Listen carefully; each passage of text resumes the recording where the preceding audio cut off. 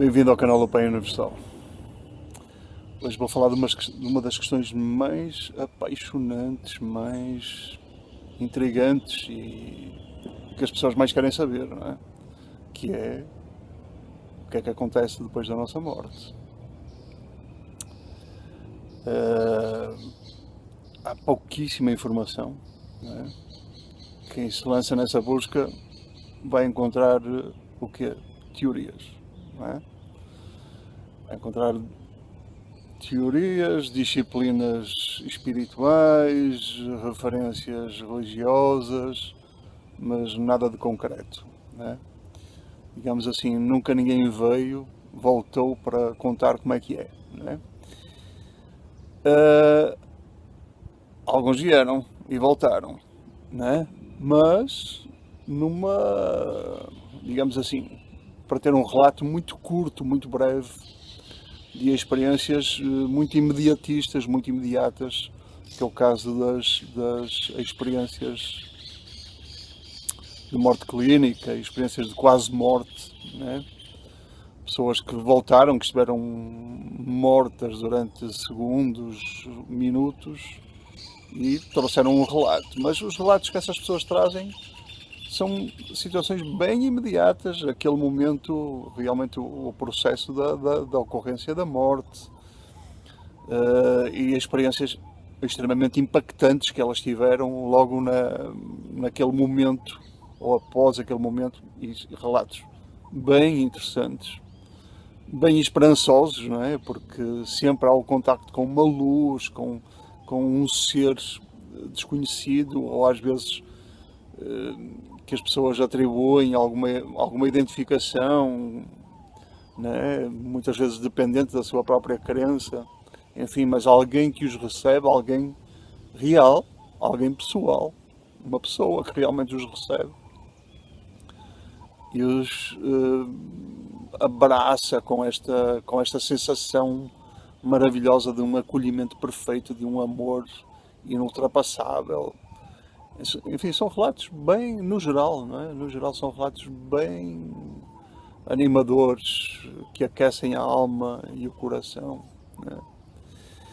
Mas o que eu quero relatar aqui neste vídeo não é esses momentos imediatos, logo após a morte, mas sim realmente o que nos espera, qual é a vida que nos espera após esta breve vida. Nós estamos divididos aqui entre relatos das religiões tradicionais que são mínimos, na verdade até nem trazem informação quase nenhuma, a não ser projeções de julgamento, uma teorização. Do lado do islamismo, por exemplo, temos uma teorização de que isso só ocorrerá no fim dos tempos. Só no fim dos tempos é que haverá aquela situação em que as pessoas todas serão ressuscitadas ou não, né? Ou melhor, tem uma exceção. Tem uma exceção aqui, que são os bombistas suicidas, são os jihadistas, são aqueles que morrem pela causa de Allah, que morrem matando alguém ou morrendo nessa luta, nessa jihad. Esses entram logo diretos no céu e ficam pela eternidade fora, vivendo coisas bem materiais, coisas bem da terra, tá? Sexo interminável, comida que nunca acaba, vida em palácios, etc, etc. Então o paradigma islâmico é por aí, ok? O paradigma cristão também apresenta uma coisa muito imediatista, né? Algo que é, independentemente do tempo que vivemos aqui na Terra, nesta vida, só temos, vão acontecer 3 possibilidades: céu, purgatório ou inferno, tá? E é algo que acontece de uma forma também imediatista, né? A pessoa morre, vai para um dos 3 lugares. Se for para o purgatório, fica à espera da grande ressurreição dos tempos finais, etc. Se não, vai para o céu, logo dá um salto para o céu, ou vai para o inferno. Quais são essas visões que há, assim, essas visões tradicionalistas que há desse céu e desse inferno? São É quase nenhuma informação, não é? É coisas bem simplistas de que no céu fica-se glorificando eternamente a Deus, não é? E no inferno fica-se sofrendo eternamente, não é? Ah, Depois há um outro paradigma, há uma outra teorização, que é a teorização que poderíamos definir de uma forma genérica como uma teorização espiritualista, ou espírita, ou não só do espiritismo, mas não é, de toda uma visão espiritualista, de toda uma visão da nova era, inclusive muitas disciplinas da nova era, em que após a morte nós teríamos um período que eles definem como uma permanência no umbral, mais curta ou menos curta. Aquelas pessoas, segundo eles, claro, aquelas pessoas que teriam grandes créditos espirituais, morais, etc., essas pessoas iriam logo para lugares confortáveis, protegidos, que há muitos relatos, há muitos livros, há centenas de livros escritos sobre isso, se não milhares de livros escritos sobre isso, descrevendo essas situações, mas de uma forma também muito, digamos assim, no curto prazo, numa forma também imediatista, em que as pessoas, há descrições de sociedades, cidades, todo um funcionamento em torno da espiritualidade, após a pessoa ter, digamos assim, sido ressuscitada, né? Que ela vive nesses locais onde é preparado para uma nova descida à carne, para uma nova vida, para uma nova experiência nos mundos materiais, né? Mas mesmo essas descrições mais exaustivas, mais aprofundadas, relatam algo também muito imediatista. Nunca levam a projeção dos acontecimentos muito longe, nunca mostram o que é que será esse percurso em níveis muito mais elevados da espiritualidade, naqueles níveis onde, segundo ela, já não seria necessário voltar à carne, já haveria uma continuidade pela eternidade no plano espiritual e já não seria necessário para a evolução daquelas almas, daqueles espíritos, de voltarem à carne. Então elas iriam interminavelmente pela eternidade em outros planos. Aí não há uma descrição de como é que são esses planos, qual é esse caminho, qual é onde é que essas almas passam a habitar, que caminhos elas percorrem pelo universo, etc. Já não há essa descrição. Ok? Então, neste breve tempo de 8 minutos e pouco, eu descrevi os paradigmas mais conhecidos, tanto das religiões tradicionais, como do espiritismo ou do espiritualismo da nova era, etc. Quais são as ideias que existem na mesa para as pessoas estudarem, absorverem e abraçarem aquela que lhes parece a visão mais razoável, mais satisfatória para as suas expectativas de imortalidade, né? E depois também há um outro paradigma, né? Que é morre-se e acabou. Esse aí nem merece muito tempo para ficar aí, porque aí é ingenuidade demais, mas nem vou entrar pelo assunto. Talvez qualquer dia grave um outro vídeo nessa dicotomia de a visão ateísta contraposta a uma visão espiritualista, etc. Né? Bom, para lá disso, para lá dessas visões, digamos, mais paradigmáticas, mais conhecidas, mais institucionalizadas, digamos assim, no campo das ofertas espirituais e religiosas, existe outra possibilidade, uma teoria que apareceu mais recentemente, no início do século XX. Eu chamo de teoria, tá?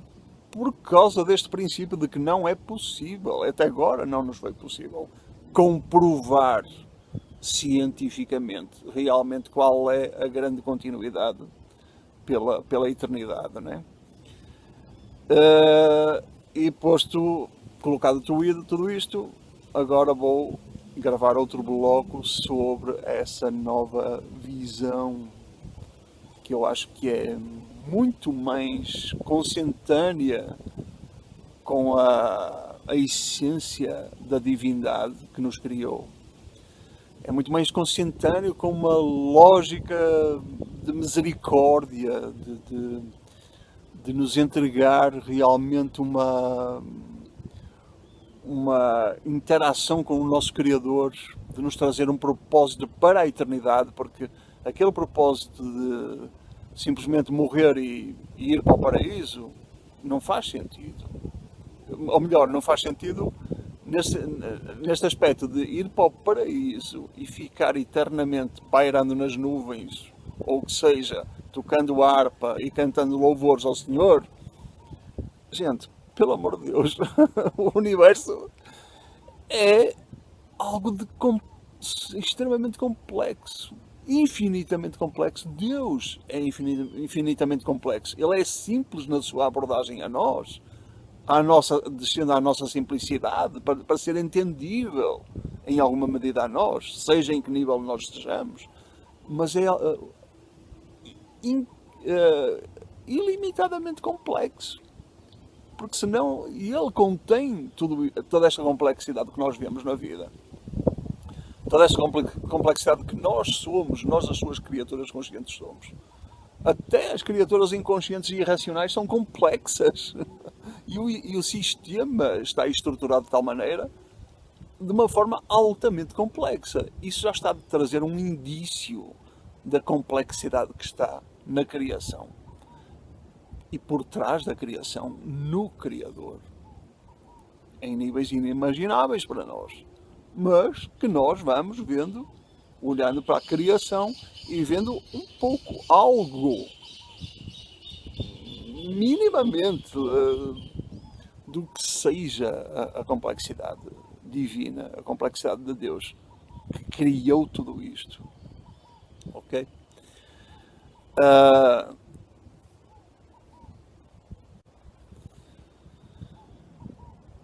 Então é assim, quando morremos, somos ressuscitados. Se estivermos num elevado grau espiritual, num elevado grau de realização espiritual, moral, consciencial, nós somos ressuscitados ao terceiro dia, como Jesus foi, como Jesus exemplificou. Mas claro que, falando de Jesus, estamos a falar do soberano universal, então ele tinha a capacidade, nele próprio, como Deus. Ele não só era homem, ele era Deus que se manifestou como homem. Foi Deus que veio viver a experiência humana. Então ele é o dador da vida, ele dá vida a si próprio. Então ressuscitou ao terceiro dia, mostrou pelo exemplo que o caminho era confiável. E ainda disse que ele era o caminho, a verdade e a vida. Ok? Quando ele diz que ele é o caminho, a verdade e a vida, ele não está a dizer, gente, abracem a minha religião, porque ele nunca fundou religião nenhuma. Ele não diz, abracem a minha religião para serem ressuscitados. Ok? Começa logo por essa questão. Toda e qualquer pessoa, independentemente da sua religião, que tenha uma ânsia de caminhar para Deus, de querer saber, de querer conhecer a Deus, essa pessoa será ressuscitada, independentemente do nível moral em que ela esteja, em que ela saia desta vida. Um exemplo maravilhoso ficou naquela cena do ladrão que foi crucificado ao lado ao lado de Jesus. Ele morreu com essa vontade. E Jesus logo lhe garantiu: serás ressuscitado. Porque ele manifestou essa vontade. E ele teve essa ânsia. Então, pode ser o ateu mais empedernido desta vida, que naquele momento fulcral, nem que seja só nesse momento fulcral em que ele vai morrer, se ele tiver aquela faísca, aquela luz de meu Deus, e agora? Não é? Vou ver tudo desaparecer, eu vou desaparecer, nunca mais vou ver aqueles que eu amo, mas eu quero ver aqueles que eu amo. Será que não há algo? Será que não há uma continuidade? Será que não poderei ter a possibilidade, nem que seja, de poder ver aqueles que eu amo outra vez? Basta esta pequena chama para ser suficiente para Deus dar a oportunidade àquela criatura de ela ser ressuscitada, e depois se verá no processo. Porquê depois se verá no processo? Porque, digamos assim, a coisa mais simples que há para nós é sermos ressuscitados. Não precisamos de galardões morais e realizações espirituais para sermos ressuscitados. Basta a fé. E a fé é isto, esta coisa mínima que até um ateu pode ter naquele momento meu Deus, será que há qualquer coisa? Meu Deus, um ateu dizer meu Deus é engraçado, não é? Mas será que há qualquer coisa? Será que afinal existe Deus? Será que há vida após a morte? Basta esta luzinha para ser suficiente, tá? Então, essa parte é muito fácil, muito simples. Deus jamais vai negar essa oportunidade à sua criatura que perguntou e que quer saber, que quer que algo assim aconteça ou que seja a realidade. Deus vai lhe dar essa oportunidade. É como Jesus falou, não é?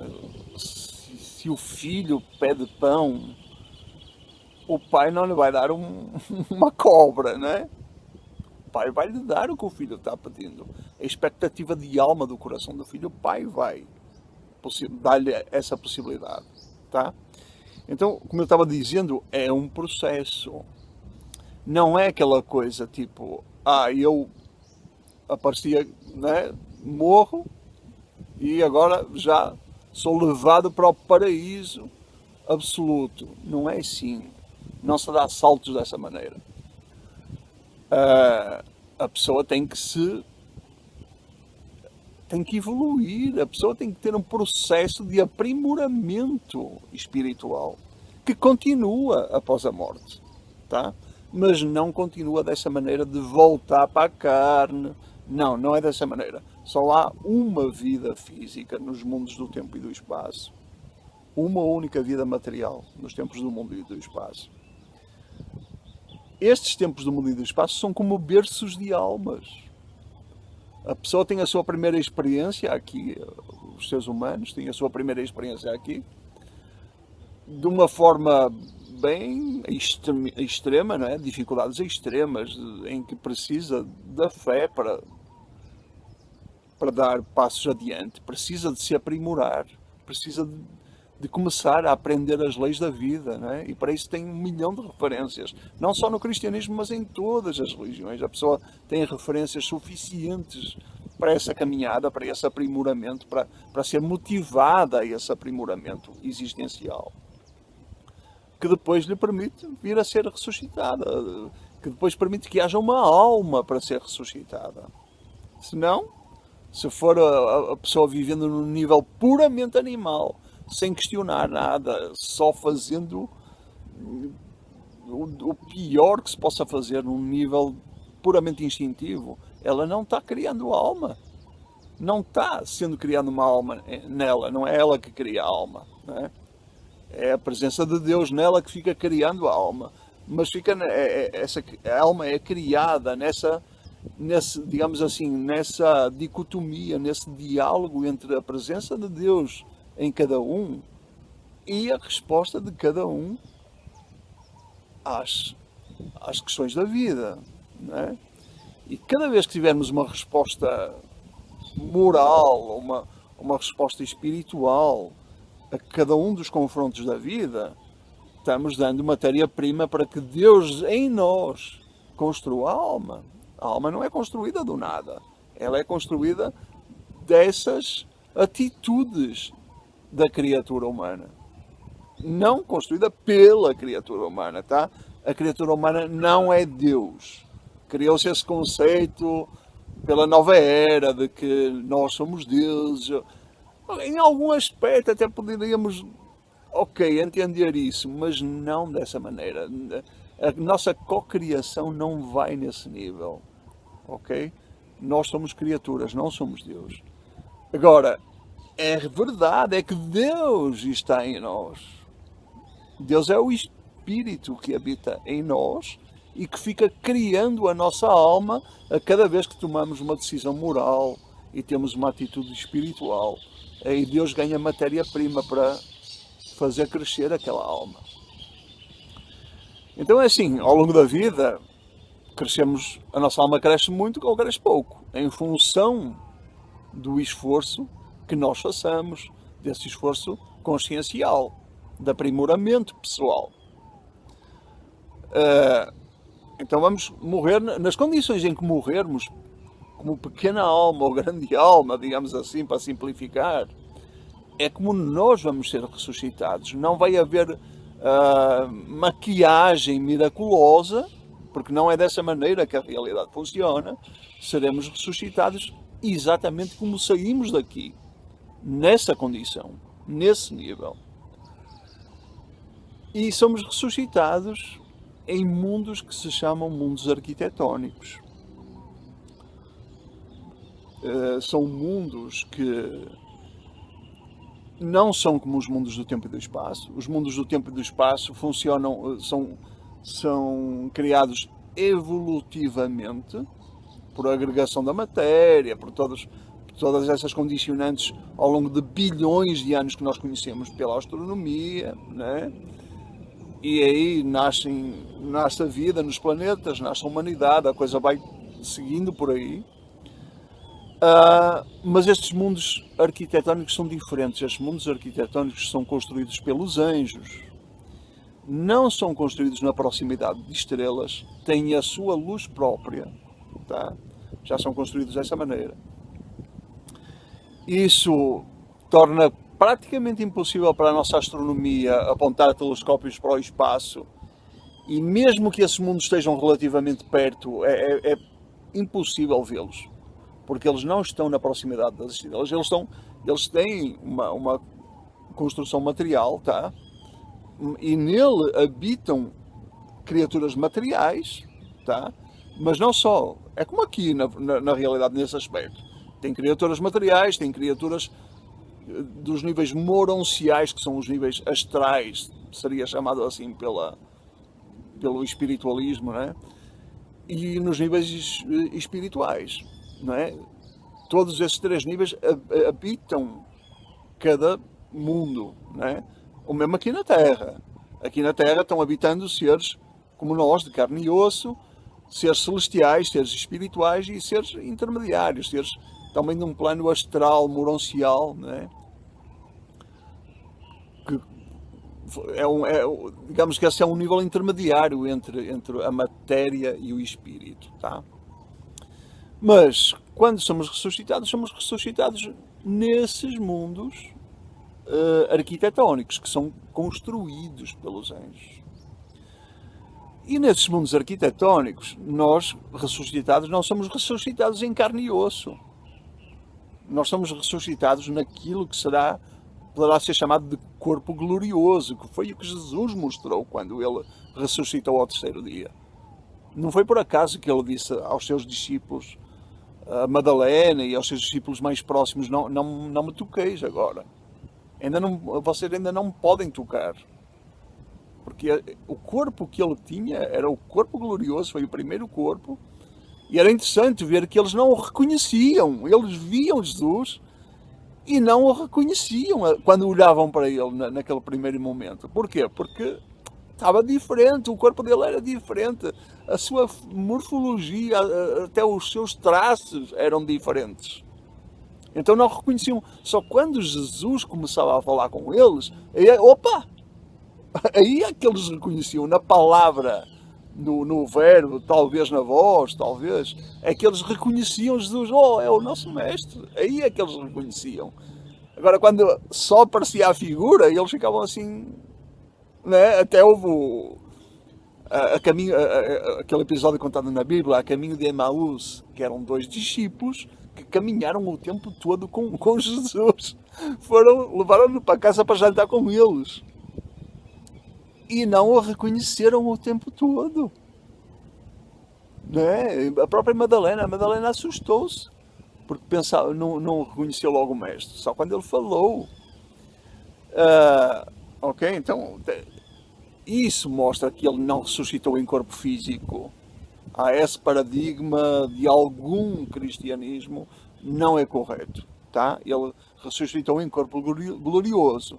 E ele ainda se manifestou 19 vezes depois da sua morte. Nessas 19 vezes, a cada momento que ele vinha, o seu corpo glorioso estava cada vez mais sutil, porque o processo estava acontecendo com ele, de ele estar se tornando cada vez mais sutil, mais imperceptível para os olhos humanos. Tá? Então era cada vez mais difícil para ele permanecer aqui. Não iria dar para ficar interminavelmente. O seu corpo de alma, o seu corpo morancial, o seu corpo sutil de alma estava se sutilizando. Né? Então é isso que acontece connosco. Se nós formos ressuscitados como uma pequena alma, ainda muito inconscientes, nós começamos a viver num corpo de alma, manifestando-nos como alma, não nos mundos do tempo e do espaço, mas nesses mundos arquitetónicos, orientados pelos anjos, já digamos assim, numa interação pessoa a pessoa com os seres celestiais, que nos orientam, que nos instruem no processo interminável da nossa caminhada pelo universo, ok? Porque assim, nós não vamos para um céu para ficar nas nuvens a tocar a harpa. Nós vamos, na nossa caminhada eterna, nós estaremos inseridos em sociedades cada vez mais perfeitas. Sociedades não na matéria, mas sociedades num plano morancial, astral, se podemos usar esse termo, até níveis espirituais, cada vez mais aperfeiçoadas essas sociedades. São coletividades onde todos interagem, só para vocês terem uma ideia, no primeiro nível, para onde nós, os habitantes, os seres humanos que viveram na Terra, a sua vida física, são ressuscitados, os primeiros mundos onde são ressuscitados, onde somos ressuscitados, são mundos onde são ressuscitadas pessoas de mais de 600 planetas circunvizinhos. Esses 600 planetas estão numa área mais ou menos das 7.000 estrelas mais próximas. Ok? E isto para falar do pequeno âmbito local onde nós estamos inseridos. Porque o universo está repleto desses sistemas para todo o lado. Ok? No nosso primeiro pequeno sistema, não é sistema solar, tá? No sistema solar só temos alguns planetas. Eu estou a falar, quando eu falo primeiro sistema, é este primeiro círculo de cerca de 7.000 estrelas que contém até 1.000 planetas onde haverá humanidades, ok? Estão planejadas humanidades existirem. Já existem 600, no mínimo 600 e tal humanidades neste pequeno círculo, primeiro sistema para onde nós seremos ressuscitados.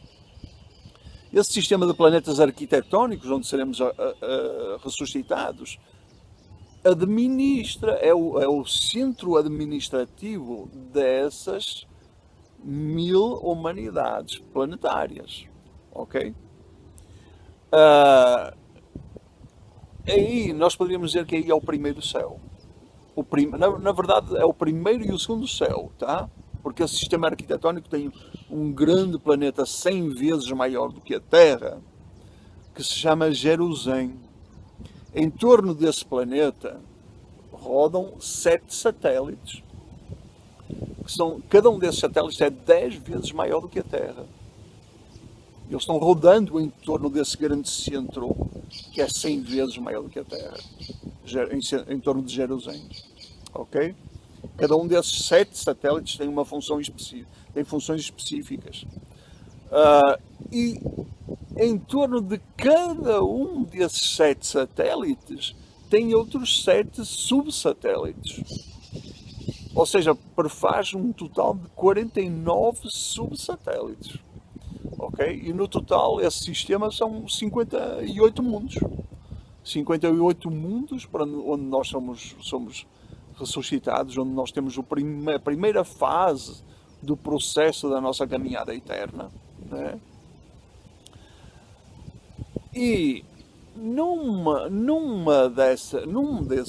em torno de um desses satélites, tem 7 mundos que são chamados de mundos das mansões.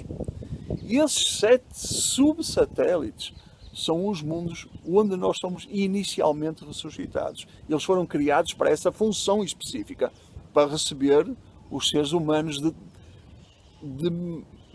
até 1000 planetas que vão ressuscitar ali e que depois interagem em sociedade. Ou seja, quando eu ressuscitar, quando você ressuscitar, você estará em interação com seres humanos de outros 600 e tal planetas. Não contando com todas as ordens celestiais que estarão de uma forma integrada, de uma forma realmente manifesta, ativa, clara, óbvia, estarão em sociedade, vivendo em sociedade com você. Não é? Nos instruindo, nos ajudando a esse amadurecimento espiritual, a esse caminhar para outros níveis. Então, digamos que esse primeiro núcleo, o grande núcleo arquitetónico, é o primeiro e o segundo céu. Okay? O primeiro céu é onde nós somos ressuscitados, nesses subsatélites. Em algum nesses primeiros 7 subsatélites. Nesses primeiros 7 subsatélites, mesmo gente má, ok? Gente má, gente ruim, desde que tenha manifestado aquela pequena fagulha de fé que eu falei no início, aquela ânsia, aquela expectativa de querer saber realmente afinal o que é a vida, é para a eternidade. A pessoa que tenha manifestado isso de uma forma muito pequena que seja, ela será ressuscitada também nesses mundos, ok? E ao ser ressuscitada nesses mundos, ela comprovará que a vida é eterna. Então, depois começa todo um processo de aprimoramento pessoal, em que a pessoa não pode ficar estática na sua ruindade. Nem as boas pessoas que muitos de nós somos quando morremos, e somos muito imperfeitos ainda, há muito caminho para percorrer. Nem que seja um São Francisco da vida, nem que seja um Santo António da vida. Ele chega lá e claro que é levado para um mundo bem mais avançado, porque foram pessoas de grandes realizações espirituais e morais, pessoas que durante a vida física se aprimoraram muito, então elas são levadas inicialmente para um patamar bem avançado, mas muito longe de ser o paraíso, ok? Elas também têm que continuar a crescer pelo paraíso. Mas o que é que se passa? Mas a diferença é tão grande logo neste primeiro centro administrativo, neste primeiro bloco arquitetónico de planetas para onde nós vamos inicialmente, após a ressurreição, a diferença é tão grande em relação aos mundos do tempo e do espaço. Em relação à vida que nós levamos nesta Terra, a diferença é tão grande que a nossa sensação lá é que chegamos no céu, realmente. Não é aquele paradigma da nova era, do espiritualismo, em que nós ou nos diluímos na criação, nos diluímos em Deus e deixamos de ter identidade e puf, nos diluímos como uma gota no oceano. Não é assim que funciona. Nem é ir para uma situação de vai para o umbral para resolver ainda os seus pecados, as suas falhas, para se capacitar, para limpar a sua negatividade. Também não é isso. Seja uma boa pessoa ou uma pessoa ruim, se ela, pela fé, e é dada a abertura à possibilidade dela ser ressuscitada, ela vai para um mundo onde começa a processar e a se melhorar dessa forma, no seio dessa nova sociedade e nessa interação com os seus mestres celestiais, que estão lá para orientá-lo, para começar a caminhada eterna. Okay? E isso é só o início. E é tão maravilhoso, o que é descrito é tão maravilhoso do que são esses mundos, que nós só podemos dizer assim, quando ressuscitamos, só podemos dizer assim, cara, mesmo no meio das pessoas ruins que estão lá para ser tratadas, e nós também não somos tão... Não é? O ser humano não é tão, mesmo por muito maravilhoso que seja, ainda não é perfeito, tá? Então, mais perfeito ou menos perfeito, quando somos ressuscitados, vamos olhar para aquele local, para aquele cenário, para aquela sociedade, para aquelas condições de vida e vamos dizer, gente, nós nascemos, já estamos no céu. E não estamos ainda no céu, mas para nós é como se fosse já, né? Isso mostra a misericórdia de Deus, porque Deus não fica naquela história de o cara tem que pagar, o cara, né? Vou condená-lo ao inferno, ou ele vai ter que pagar pelas porcarias que ele fez, qualquer coisa do género, né? Deus não funciona dessa maneira. Deus é Pai, Deus é nosso Pai. O que é que isso significa? Eu tenho os meus filhos, e qualquer ser humano que tenha os seus filhos, que seja um ser humano normal, tá? Não vai querer que o seu filho sofra e vai motivá-lo a aprender diante das situações, vai discipliná-lo, vai orientá-lo, vai ser firme com ele, mas sempre de uma forma amorosa e misericordiosa. Se ele vê que o filho se arrepende, ele não fica numa imposição de algum castigo para com o filho, porque o filho já se arrependeu, o filho já reconheceu o seu erro. Por que é que o pai continuaria a castigar o seu filho? Ele já reconheceu o seu erro, é real. Ele já teve um aprendizado, ele não vai repetir aquele erro. Então, o que é pretendido na educação é isso. Não vai repetir, então ótimo. Então, para que é que eu vou ficar castigando ainda mais a criança se ela está nítido que ela se arrependeu e que não vai repetir o seu erro? Né? Se repetir o seu erro é outro momento, é outra situação. Da mesma maneira, também não existe aquela ideia do karma. Nesse sentido, existe sim uma lei de ação e causa, de causa e efeito, perdão, de ação e reação, de causa e efeito. Existe sim, ok? Mas não daquela forma muito rígida e fechada como a ideia do karma.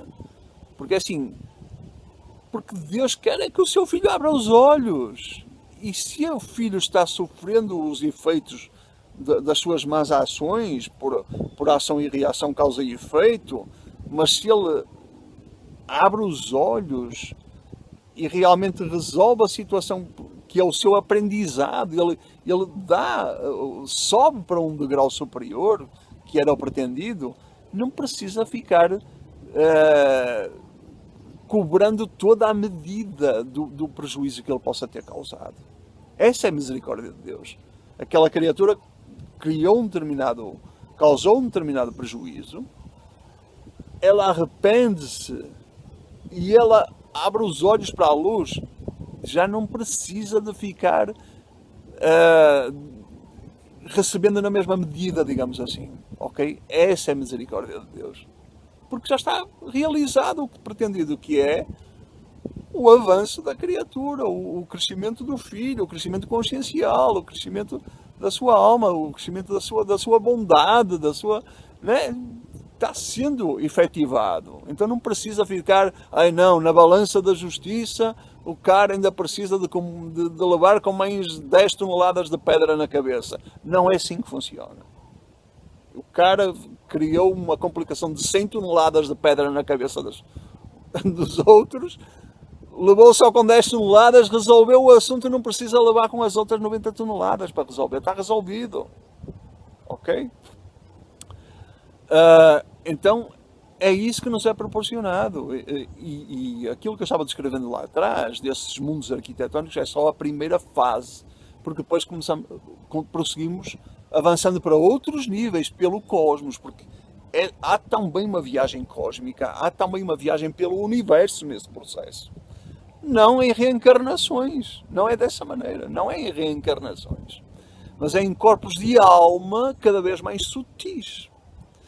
E quando estamos nesse primeiro nível, nesses 2 primeiros céus, temos um corpo de alma de uma determinada sutileza, né? Quando avançamos para o próximo nível, para o 3º céu, o nosso corpo de alma torna-se mais sutil ainda. Depois, né, toda uma caminhada que avançamos para o 4º céu, mais sutis ainda nos tornamos. Avançamos para o 5º céu, e aí finalmente nos tornamos espíritos só. Até deixamos de ter corpo de alma, passamos a ser só espírito nesse nível, no nível do 5º céu. E este processo de 1º, 2º, 3º, 4º, 5º céu é uma caminhada num rumo bem definido, que no nosso caso, não é no caso do universo inteiro, não é no caso das humanidades que estão espalhadas pelo universo inteiro, mas no caso das humanidades que surgiram e estão evoluindo na nossa galáxia, esta caminhada do 1º até ao 5º céu é em direção ao centro da galáxia. O 5º céu está perto do centro da galáxia e nós estamos avançando para lá, individualmente. Não, a humanidade está aqui no planeta, as gerações estão surgindo, né? A humanidade está evoluindo também, tá? Mas eu estou falando da caminhada individual, da caminhada do crescimento pessoal. Esse processo de sermos ressuscitados e estarmos numa caminhada pela eternidade, mas com um rumo concreto. Não é perdidos no espaço, não é tocando harpa nas nuvens, não é ficando pairando por aí como espíritos, não é esse o nosso destino. Nós temos um rumo específico.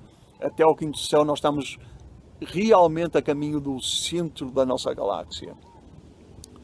Daí é-nos dito que nós damos o salto, finalmente estamos capacitados, amadurecidos, evoluídos espiritualmente o suficiente para dar o salto para o 6º céu. No salto para o 6º céu, nós saímos da nossa galáxia e vamos para o que eles chamam o universo central. E depois desse universo central, nesse universo central nós percorremos, individualmente, percorremos 1 bilhão de mundos perfeitos. Mundos que não são como o nosso, são mundos que foram criados perfeitos já. São mundos arquitetónicos também e que foram criados perfeitos. 1 bilhão que eu vou percorrer, que você vai percorrer, esse bilhão de mundos. Aprendendo nesses processos, aprendendo, crescendo, amadurecendo, se espiritualizando cada vez mais. Depois desse bilhão de mundos perfeitos percorridos nesse universo central, finalmente estamos capacitados e amadurecidos para dar o salto para a chamada Ilha do Paraíso. Que aí sim, aí é o paraíso. Que é onde habita a Trindade, o Pai Universal, o Filho Eterno e o Espírito Infinito habitam a Ilha do Paraíso. A Ilha do Paraíso é o único lugar estático no universo inteiro. Ok? Eu tenho um outro vídeo onde eu faço uma descrição de novas descobertas da astronomia que apontam, dão uma luz sobre onde é que isso estará, tá? Eu depois até vou deixar em baixo neste vídeo vou deixar o link para esse outro vídeo sobre astronomia, sobre descobertas astronómicas muito recentes de há poucos anos, já deste século. Tá? Então, nessa reta final, digamos, finalmente estamos amadurecidos para podermos ir à Ilha do Paraíso, ao centro do universo, que está fora do tempo e do espaço, não é visível para quem esteja por uma série de razões que eu explico lá no outro vídeo, tá? Não é visível para nós, tá? Finalmente aí entramos em contacto com pessoal, direto com o Deus Criador. Mas ao longo do caminho inteiro, desde aqui, desde agora que eu estou falando com vocês, nós já temos a presença dele connosco.